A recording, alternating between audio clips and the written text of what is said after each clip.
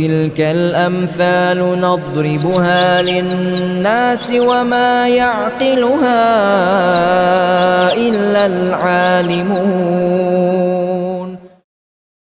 Bismillahirrahmanirrahim. Assalamualaikum warahmatullahi wabarakatuh. Alhamdulillahirabbil alamin, wassalatu wassalamu ala asyrafil anbiya'il mursalin nabiyina Muhammadin wa ala alihi wa sahbihi ajma'in. Wala hawla wala quwwata illa billahi rabbil alamin. Asyhadu an la ilaha illallah wahdahu la syarikalah wa asyhadu anna Muhammadan abduhu wa rasuluh. Allahumma salli wa sallim wa barik ala nabiyyina Muhammadin wa ala alihi wa sahbihi ajma'in. Wala hawla wala quwwata illa billahi rabbil alamin. Amma ba'd. Akhwani wa akhwati fid din, azani Allah wa iyyakum. Alhamdulillah, kita lanjutkan kajian kita. Pembahasan kita yang terakhir kemarin adalah bahwa seorang talibul ilm itu harus pintar-pintar memilih ilmu yang dia pelajari. Yang kedua, memilih guru yang dia belajar kepadanya.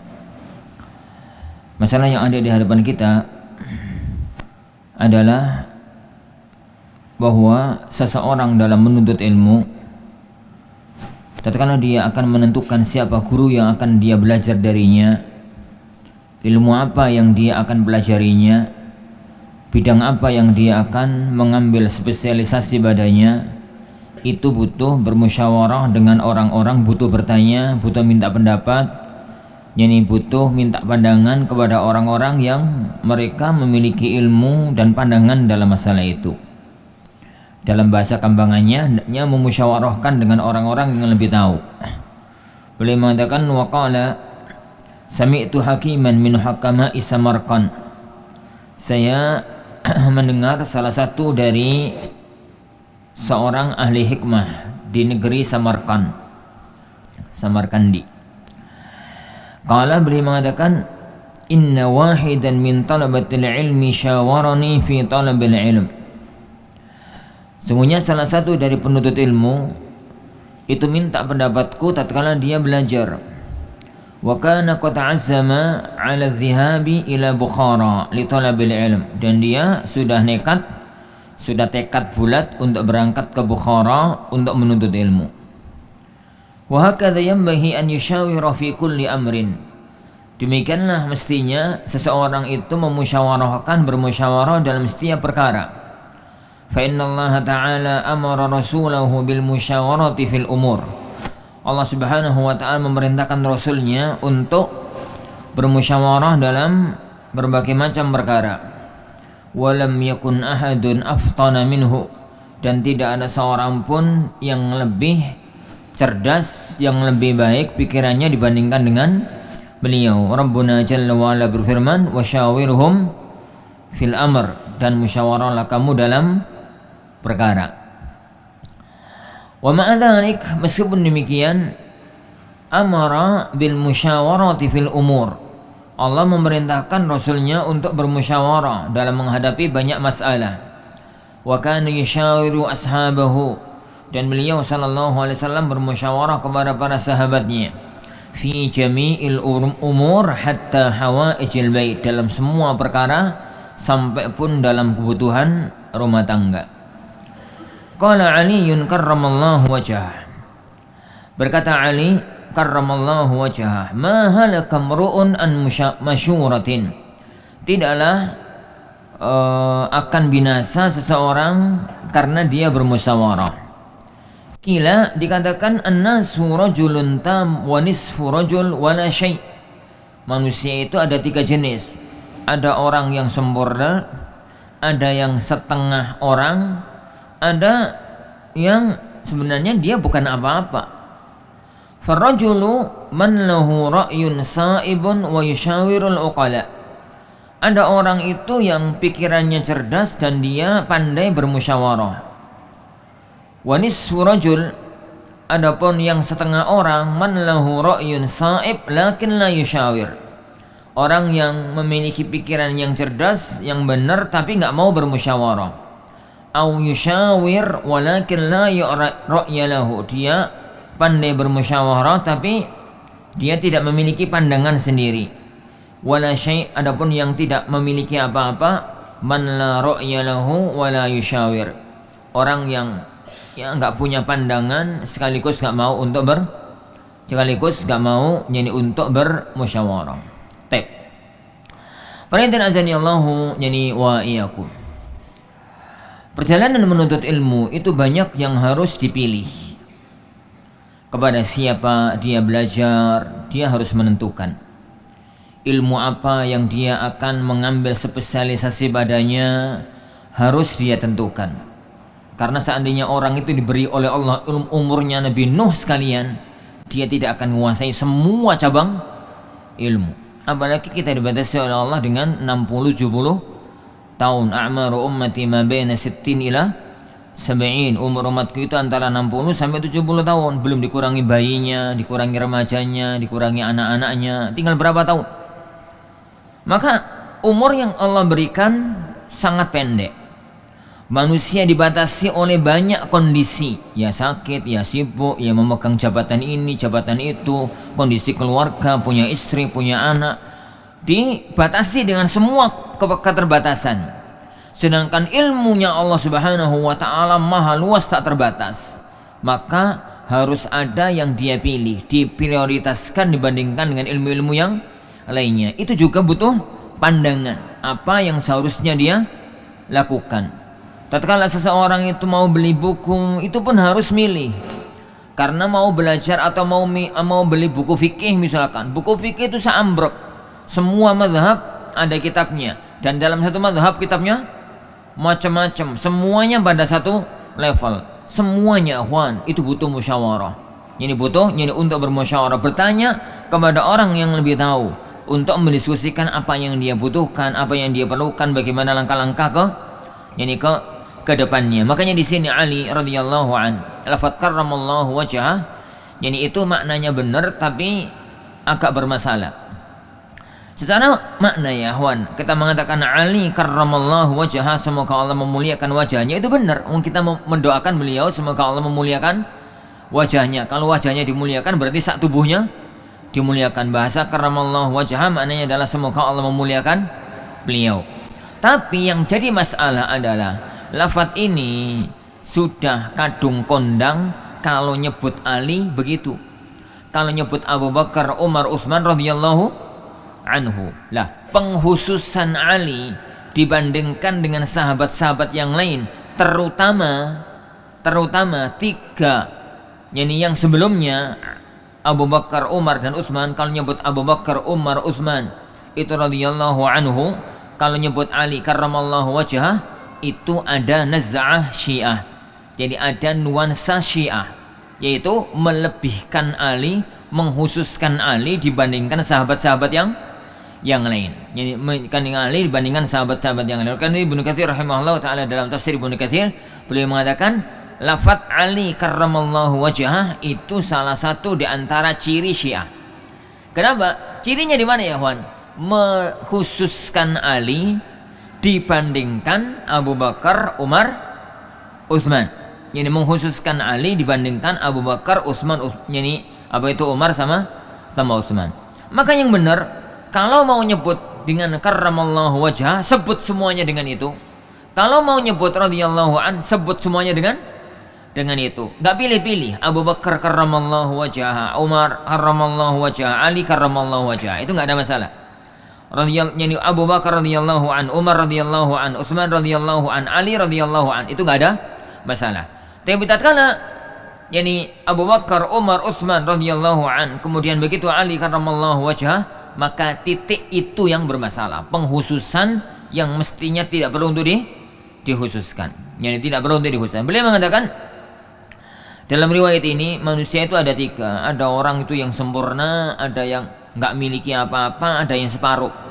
Yang sempurna itu dia sendiri mampu menelaah, berpikir, punya pandangan yang bagus, dan dia pinter bermusyawarah, pinter merendahkan diri untuk bertanya kepada orang lain, merendahkan diri untuk minta pendapat orang lain. Karena semua orang ilmunya cekak, wa ma utitum minal ilmi illa qalila, kan itu tidak diberi ilmu kecuali sedikit. Kadang-kadang apa yang terlewatkan dari kita diingatkan oleh orang lain, kadang-kadang apa yang enggak terpikirkan oleh kita diingatkan oleh orang lain. Itu pentingnya musyawarah. Jangankan orang-orang semacam kita, sekelas Rasul sallallahu alaihi wasallam yang dibimbing oleh wahyu, diperintahkan oleh Allah, wasyawirhum fil amr, bersawar-sawarlah kamu dengan mereka dalam urusan ini. Wallahu a'lam. Baik. Wa qala Ja'far as-Sadiq, dan berkata Ja'far as-Sadiq li Sufyan ats-Tsauri, kepada Sufyan ats-Tsauri radhiyallahu rahimahumullahu jami'an, syawir fi amrika alladhina yakhshawna Allah ta'ala, bermusyawarahlah kamu, bertanyalah kamu, mintalah kamu pendapat dalam urusanmu kepada orang-orang yang mereka takut kepada Allah. Kenapa? Karena orang yang punya khasyah, orang yang punya rasa takut kepada Allah Subhanahu wa taala, dialah orang yang hatinya dibimbing oleh Allah, yakni untuk menjawab atau untuk memberikan pandangan yang bagus. Nah, wa talabul ilmi min a'lal umuri wa as'abiha, sedangkan menuntut ilmu itu perkara yang paling mulia, perkara yang paling tinggi, bahkan perkara yang paling rumit. Kenapa paling rumit ya ikhwan? Karena Allah menyebutkan wahyu itu qaulan tsaqila, inna sanulqi 'alaika qaulan tsaqila, sungguhnya kami akan menurunkan kepadamu, memberikan kepadamu satu ucapan yang berat. Meskipun kalau dipelajari dengan sungguh-sungguh, Allah akan memberikan kemudahan. Jadi Allah Subhanahu wa taala, Allah memberikan kemudahan karena wahyu Al-Qur'an itu dijadikan oleh Allah mudah bagi yang mempelajarinya. Yani bagi yang mempelajarinya. Rabbuna Jalla wa Ala berfirman, wa laqad yassarnal Qur'ana lidzikri fahal min muddakir. Jadi dan sungguh kami telah memudahkan Al-Qur'an untuk dipelajari, untuk diingat. Apakah ada orang yang mau untuk mengingatnya, mempelajarinya? Tatkala dalam perkara-perkara kecil, masalah apa, masalah kekeluargaan, masalah bertetangga, masalah pekerjaan, itu butuh musyawarah.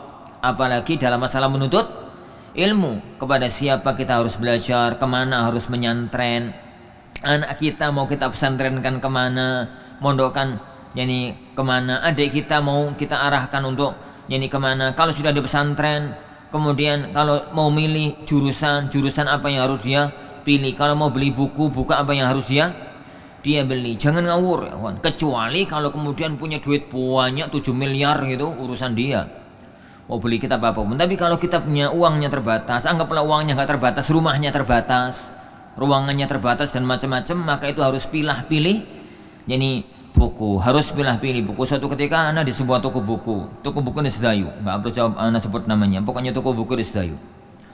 Anda lihat di toko buku itu ada buku 6 jilid dengan judul Ithaf Zawil Basair, Ithaf Zawil Basair, Syarah Rawdatun Nadir, Syarah Rawdah An-Nadir. Ana tanya, ini siapa yang beli? Santri Ustaz. Santri pengabdian. Ana katakan innalillahi wa inna ilaihi raji'un. Gak kelasnya dia baca ini. Gak kelasnya, dalam arti ya kawan, kalau sekedar untuk koleksi monggo. Kalau sekedar untuk koleksinya, atau mungkin mumpung ada nanti di rumah untuk bikin maktabah atau apa gitu, monggo. Tapi kalau kemudian untuk telaah, gak kelasnya, hanya buang-buang waktu nelaah kitab sekelas itu untuk lulusan Al-Furqan. Hanya buang-buang waktu ya kawan. Nelaah kitab level itu untuk lulusan Al-Furqan. Lulusan lo ya itu ya. Ini sing lolosan itu tambah parah. Kenapa ya kawan? Karena kitab itu syarah dari Rawdatun Nadir. Sedangkan Rawdatun Nadir itu usul fikih sudah di level munaqasyah, sudah di level diskusi ilmiah. Jadi makanya dalam Rawdatun Nadir itu kan banyak pembahasan wa inkil lakulna, jika kamu berpendapat demikian maka pendapat kami demikian, jika dalilmu begini kita jawab begini, begitu. Dan itu enggak levelnya, butuh tahapan-tahapan tertentu untuk bisa masuk ke level tersebut. Begitu.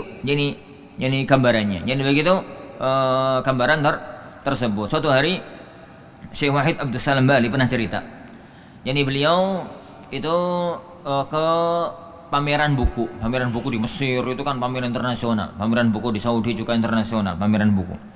Nah, di pintu pameran itu beliau melihat ada anak muda, anak-anak SMA. talibul ilmu gitu ya, anak SMA, santri. Itu keluar itu nenteng 2 kardus kemudi. Ditanya, "Nah, kitab apa yang kamu beli?" "Kitab Syiar A'lamin Nubala ya Syekh." Syiar A'lamin Nubala. Syiar A'lamin Nubala berapa jilid ya, Hon? 25. 25 jilid kalau nggak salah. Jadi itu kitab biografi para ulama yang terlengkap. Oh begitu. Untuk apa nak? Untuk perpustakaan atau untuk ditelaah? Ya untuk saya pelajari Syekh. Gitu. Maka kemudian beliau bertanya, "Nah, kamu sudah punya kitab Tadhkiratus Sami'?" Tadhkiratul Huffaz. Tadhkiratul Huffaz itu yakni kitab biografi para ulama semacam Syiar A'lamin Nubala tapi lebih kecil. Saya ingat 4 jilid kalau nggak 5 jilid. Yani juga sama-sama tulisannya Zahabi rahimahullah taala. Yani kamu sudah pernah mempelajari Tadhkiratul Huffaz? Belum. Oh belum. Lah kalau Tabaqatul Huffaz yang Suyuti 1 jilid. Yani juga belum. Yani dia mengatakan belum Syekh. Maka beliau mengatakan kitabnya kembalikan lagi. Kitabnya kembalikan lagi ke tokonya. Kamu beli kitab-kitab ini, kitab ini, kitab ini, kitab ini. Jadi beli kitab itu juga ada ilmunya ya kawan. Sekedar beli kitab itu ada ilmunya. Kitab yang harus dipelajari apa, kitab yang harus dibeli apa. Kecuali memang jenengan punya uang banyak, rencananya mau bikin perpustakaan, bikin apa, gitu urusan lain. Tapi kalau kitab itu kemudian yani uangnya terbatas, butuh pilah dan pilih buku, kemudian itu maka itu butuh musyawarah. Kitab apa yang harus saya beli, kitab apa yang harus yani saya beli. Suatu hari Syekh Muqbil ditanya, "Ya Syekh, saya kepingin untuk beli kitab. Apa yang harus saya baca? Apa yang harus saya beli?" Syekh memberi jawabannya, "Kamu sudah selesai belajar apa dan kamu lulusan apa?" Yani sehingga beliau mampu menjawab pas apa enggak. Yani mau dijawab ini takutnya kerendahan, mau dijawab di atas takutnya ketinggian. Jadi butuh jadi untuk musyawarah. Apapun ya kawan. Jadi penuntut ilmu itu butuh musyawarah kepada orang-orang yang memang mengetahui dunia ilmiah untuk mengetahui masalah-masalah yang semacam itu. Kata beliau, yani fakanal musyawaratu fihi ahammu aujab. Maka musyawarah dalam masalah ini lebih penting, lebih wajib. Lebih penting, lebih wajib. Qala al-Hakim berkata, yani orang yang bijak. Hakim, ini orang yang pendapatnya bijak, pendapatnya bagus, itu kalau orang Arab rambutnya Hakim. Idza dhahabta ila Bukhara, kalau kamu pergi ke Bukhara, fala ta'jal, yani Bukhara zaman penulis ini adalah markasnya ilmu. Negeri Bukhara zaman penulisan kitab ini itu markasnya ilmu. Idza dhahabta ila Bukhara, kalau kami pergi ke Bukhara, fala ta'jal fil ikhtilafi ila al-a'immah. Kamu jangan tergesa-gesa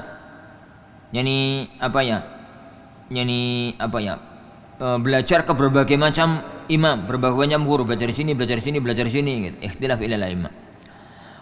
Wamkus syahrain hatta tata'ammal wa takhtar ustadzan. Wamkus syahrain. Kamu berdiam dirilah selama sekitar 2 bulan.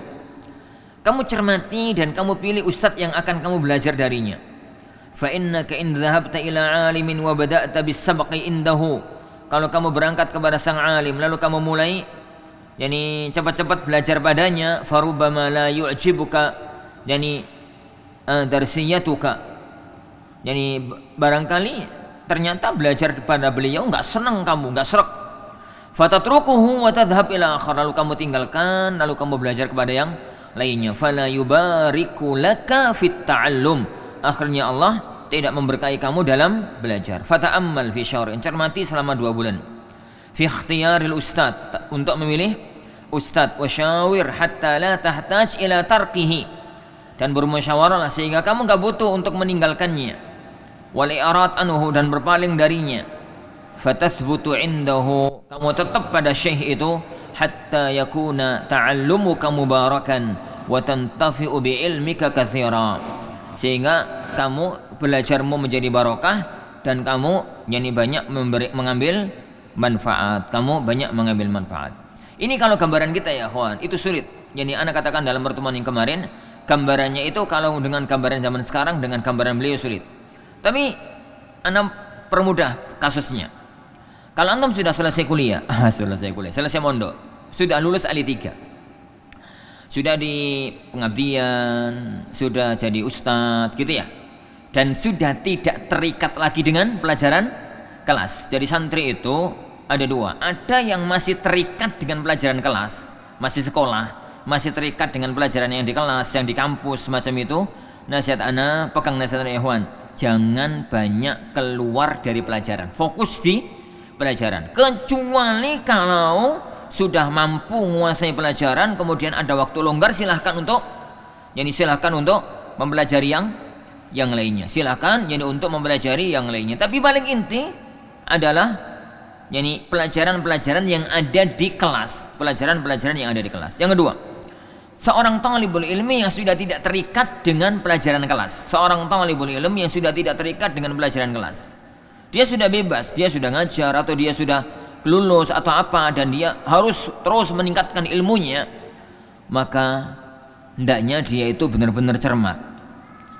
Pertama yang harus dia cermati, ilmu apa yang kepingin dia pelajari. Ilmu apa yang kepingin dia pelajari. Takhusus di bidang apa yang kepingin dia kuasai. Itu butuh pertimbangan yang kuat. Itu pertama, musyawarah yang pertama dulu. Musyawarah yang pertama. Antum itu jangan jadi tukang icip-icip ya. Tukang icip-icip itu makan sini dikit, makan sini dikit, makan sini dikit, makan sini dikit, akhirnya mencret. Terus tetap nggak kenyang. Soto dikit dapat 1 sendok 2 sendok nggak enak. Tuku di sana dikit 1 sendok 2 sendok nggak enak. Perut itu gak karu-karuan tapi belum kenyang dan belum dianggap makan. Udah makan ahi? Belum. Nah tadi sudah banyak itu cip-cip. Jadi semacam itu. Jadi itu harus diperhatikan dulu. Yang kedua, setelah itu kitab. Kitab itu benar-benar harus cermati. Apa yang harus dia pelajari? Urut-urutannya bagaimana? Yang ketiga, guru yang akan mengajarkan. Gambarnya begini. Antum ba'da taharruj, setelah lulus, kemudian ingin untuk takhusus di bidang apa nih, Hon? Di bidang usul fikih, bidang usul fikih. Kepingin jadi usuli. Jangan sampai sekedar uculi. Ruwet ya, Hon, uculi itu. Ucul ya, Hon. Ngerti ucul enggak? Jadi benar-benar kepingin jadi usuli. Dia itu punya keinginan semacam itu. Layak enggak dia mengambil takhusus itu? Jangan ngawur. Minta pertimbangan sama asatidzah. Asatidzah antum minta akan memperhatikan, ya akhi, kemampuan antum analisa masalah. Karena usul fikih itu tidak terlalu banyak hafalan, tapi butuh analisis yang kuat. Jadi butuh kekuatan menganalisa kasus, menganalisa masalah. Hafalan enggak terlalu penting bagi seorang ahli usul. Tapi kemampuan analisa masalah, kemampuan analisa yang jelimet itu butuh diperlukan oleh seorang ahli usul. Jadi antum siap apa enggak dengan ilmu ini? Ilmu ini di level dasar itu gampang. Tapi kalau sudah masuk ke level muhtasar tahrir, sudah masuk ke level lubul usul, sudah masuk ke level jamul jawami, sudah masuk ke level-level di atasnya, itu bulatnya subhanallah. Butuh kekuatan yang kuat dalam analisis ilmiah. Jadi antum siap mampu dengan gambaran ilmu usul di level atas, gambarnya gini. Siap, bismillah. Siap, gerak. Bismillah. Setelah itu mulai takhusus ilmu usul itu pecah. Mazhab apa yang antum harus bertakhusus padanya? Usul fikih itu juga mazhab. Usul Hambali, usul Syafi'i, usul Hanafi, usul Maliki atau usul yang lain. Asal usul non mazhab. Usul non mazhab itu apa? Antum mau dia takhusus di usul fikih jalur mana? Ke Surabaya mau lewat jalur Gresik, lewat Lamongan, lewat laut atau lewat udara atau dalam tanah? Lewatnya sama-sama nanti sampai di Surabaya, tapi lewat mana? Itu butuh diperlukan, itu butuh dicermati. Lewat jalur mana? Ini lewat jalur mana? Meskipun ujungnya nanti akan sama, tapi jalur itu perlu diperhatikan. Kalau naik sepeda motor lewatnya sini, kalau naik kereta rauno. Kalau naik kapal ke sana, kalau naik bis ke sana, kalau naik ini ke sana, begitu. Jalurnya harus ada. Maka kita tahu di usul fikih itu pakai jalur mana? Itu butuh musyawarah yang ketat, yang kuat. Ini pakai jalur apa ini? Taib. Anggaplah sekarang Ustaz, karena ulama-ulama yang kita pelajari, rujukan-rujukan kita itu rata-rata Ibnu Taimiyah, Ibnu Qayyim, Muhammad bin Abdul Wahhab, Syekh bin Baz. Berarti apa Ustaz? Usul Hambali. Berarti usul Hambali. Khair Ustaz, usul Hambali. Usul Hambali pakai jalur apa nih? Jadi pakai jalur kutubut turas atau pakai jalur kutubul muasir. Itu perlu dicermati. Ini pakai jalur mana? Pakai jalur apa? Ini atau itu? Pakai jalur apa? Menurut antum apa Ustaz? Kalau anak selalu nasihatkan pakai jalur kutubut turas. Khair Ustaz, manut Ustaz, pakai jalur kutubut turas. Pakai jalur kutubut turas berarti dimulai dari sini, lari ke sini, pindah ke sini sampai ujungnya. Taib. Sekarang ketemulah misalkan, dimulai dari sebuah kitab. Kitab pendasaran itu gampang. Kita mulailah misalkan dari Mukhtasar Tahrir. Kita mulai misalkan dari kitab Mukhtasar Tahrir. Misal, kita ambil sebuah kitab itu yang sekarang kita jadikan, insyaallah tahun depan kita jadikan kurikulum di Mata Ali. Kita mulai dari Mukhtasar Tahrir. Jadi misalkan dari situ. Dari situ ini bukan mulai ya, ini sudah level tengah. Kitab itu sudah level tengah. Kita bukan dari pendasaran. Kita mulai kita di level tengah. Nah, mau belajar sama siapa? Alhamdulillah Allah mudahkan kita di zaman sekarang lewat Mbak YouTube. Ini lewat Mbak YouTube itu. Jadi di situ ada masyayikh ini. Maka ini yang dinasihatkan oleh beliau. Jangan langsung tentukan kemana belajar. Jadi cek di YouTube syarah Mukhtasar Tahrir. Yani atau Mukhtasar Tahrir syarahnya. Akan ketemu sampai 15-20 syekh yang mengajarkan Mukhtasar Tahrir. Ada Syekh Hasan Bukhari, ada Syekh Sulaiman Ruhaili, ini ada Syekh Fulan, ada Syekh Fulan. Lah, per syekh, per guru itu cara ngajarnya beda-beda. Ada yang super pelan, masya Allah, pelan tapi detail. Ada yang cepat katam tapi nggak terperinci. Ada yang cara nerangkannya gebu-gebu. Ada yang cara tangannya itu datar gitu. Itu harus dicermati satu persatu. Dengarkan muhadharah mereka, masing-masing 2 muhadharah. Muqaddimah sama tengah. Cara nerangkannya. Serk dengan salah satu di antara mereka. Yani serk 1-2 orang, 3 orang. Tanyakan kepada Syekh antum, kepada guru antum. Ustaz, ana serk dengan Syekh Hasan Bukhari, sama Syekh Sulaiman Ruhaili, sama Syekh siapa? Gitu ya, misalkan. Yani lalu tatkala itu akan ditunjukkan mana yang lebih bagus antara mereka. Baru mulailah bismillah. Dan jangan keluar dari majelis beliau sampai katam. Adapun ya akhwan, dapat satu bab pindah orang, dapat satu judul pindah ustad, itu jenenge icip. Di Al-Furqan setahun, gak kerasan pindah ke sana 2 tahun, gak kerasan pindah ke sana 3 tahun. Antum mau berapa tahun akhi? 10 tahun. Di mana di semua pesantren. Lah kok gak ngerti mubtada khobar? Kenapa gak ngerti mubtada khobar? Karena langkahnya salah. Gak sabat, gak mau sabar, gak mau betah di sebuah pesantren, gak mau betah di sebuah itu. Makanya kadang-kadang itu ada sebagian santri tak, yani kadang-kadang masya Allah, dari kutu loncat buku dapat oleh 1-2 lembar, ditutup pindah gak serak. Buku dapat 1-2 lembar, 1-2 bab dipindah. Megang buku tuh ya akhwan katam. Megang buku itu sekali buka buku itu wajib katam. Buku ditelaah dari awal sampai selesai, katam selesai, yani selesai begitu. Sehingga tatkala betapa banyak kadang-kadang sebagian asatidz nanya, Ustaz, antum sudah selesai kitab apa saja? Kalau selesai nggak pernah Ustaz, tapi banyak kitab yang saya baca. Itu masalah. Yani banyak yang pernah dibaca tapi nggak pernah selesai satupun kitab. Kitab ini nggak selesai, kitab itu nggak selesai, kitab itu nggak selesai. Dan itu penyakit tulab Indonesia. Penyakit tulab Indonesia itu semacam itu. Lah, semua itu ya kawan, itu butuh masyurah.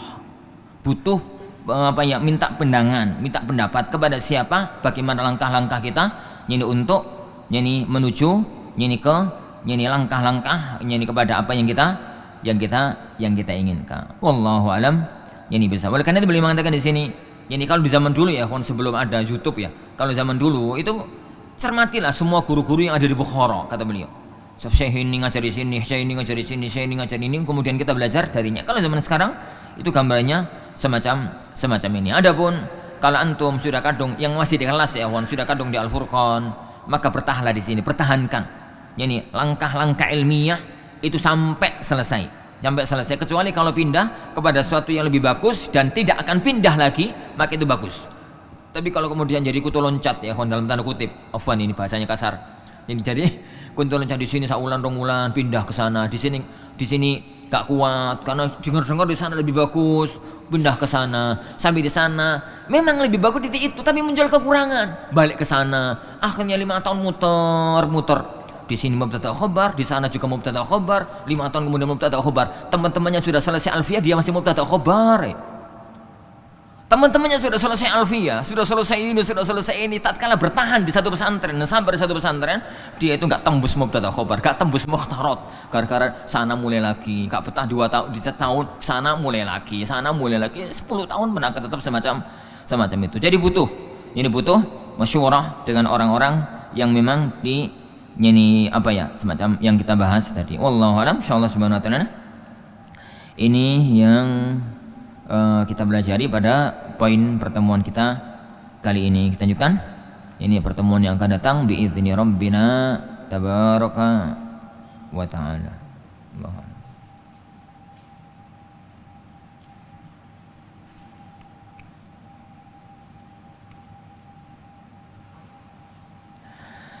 Ustaz butuh bimbingan bagi santri yang sudah hampir lulus di pondok ini. Lulus apa? MTS, lulus Ali.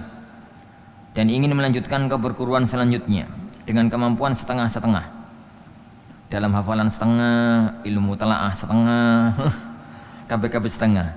Maka kami harus memilih jurusan apa? Kalau jurusan Teuhan Ana gak bisa ngomong secara umum, itu harus satu persatu, satu orang per satu orang, karena itu butuh dianalisis. Intinya nasihat Ana ya Juan, kuliah itu, melanjutkan sekolah itu jangan geradak geruduk. Teman-temannya ke sana geruduk ke sana, itu arep mangan atau arep apa geruduk-geruduk gitu. Ini kita antum itu akan memilih perjalanan 4 tahun kemudian. 4 tahun itu ditentukan dengan 1 kali melangkah. Begitu kita sudah masuk, berarti kita akan masuk ke tempat itu 4 tahun perkuliahan. Dan itu butuh ditentukan dengan sangat matang. Jadi kemana kita harus melangkah, kemana kita harus itu. Ya khairan barakallahu fikum. Perguruan tinggi, kita sekolah di mana, itu nomor sekian. Yang paling inti adalah diri kita sendiri. Yani kemudian kemampuan yang kita miliki. Kita sebenarnya ingin apa? Misalkan kalau antum itu senangnya dengan apa? Ilmu apa yang kira-kira di Indonesia kalau perguruan tinggi ini ilmu apa? Ilmu tafsir. Ilmu tafsir. Ikut sulit ikan dalam perguruan tinggi ini. Ilmu tafsir. Jadi pokoknya kalau dengan telaah tafsirku semenang subhanallah.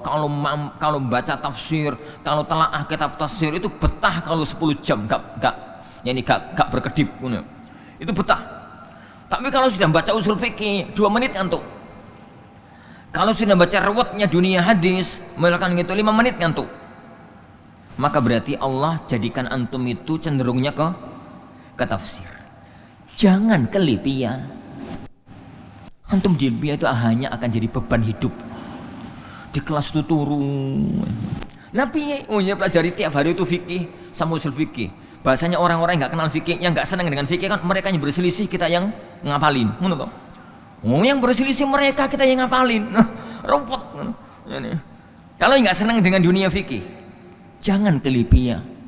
Untuk apa? Untuk membuang waktu 7 tahun, 6 tahun di Libya. Kalau memang nggak senang ilmu yang dipelajari di sana. Jangan kemana? Di kemana Ustaz? Ke UIM. Ke UIM repot sangat. Kalau repot ke UIM, ke Ummul Qura repot sangat.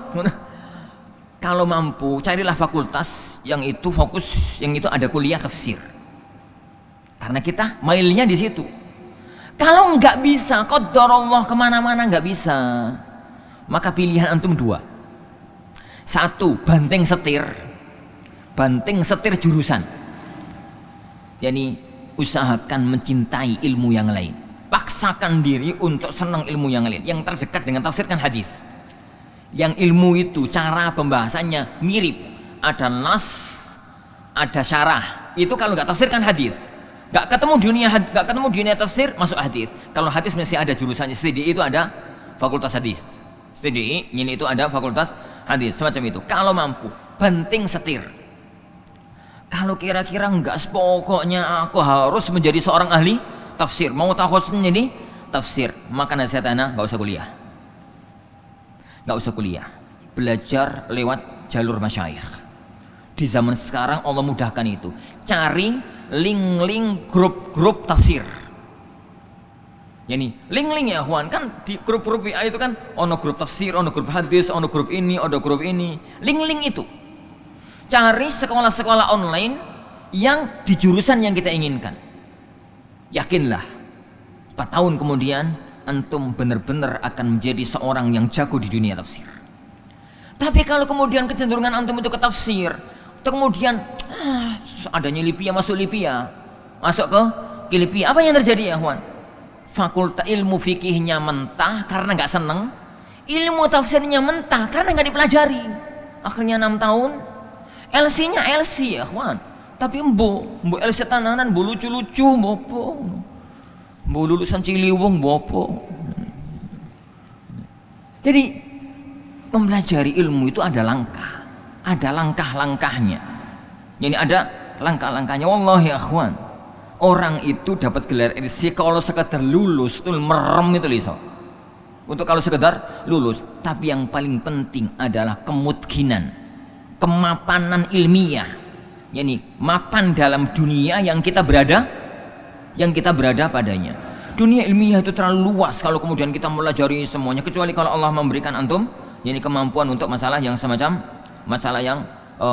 itu. Hidup ini pilihan ya kawan. Urip iku urup kata wong Jawa. Jadi hidup itu pilihan. Harus memilih.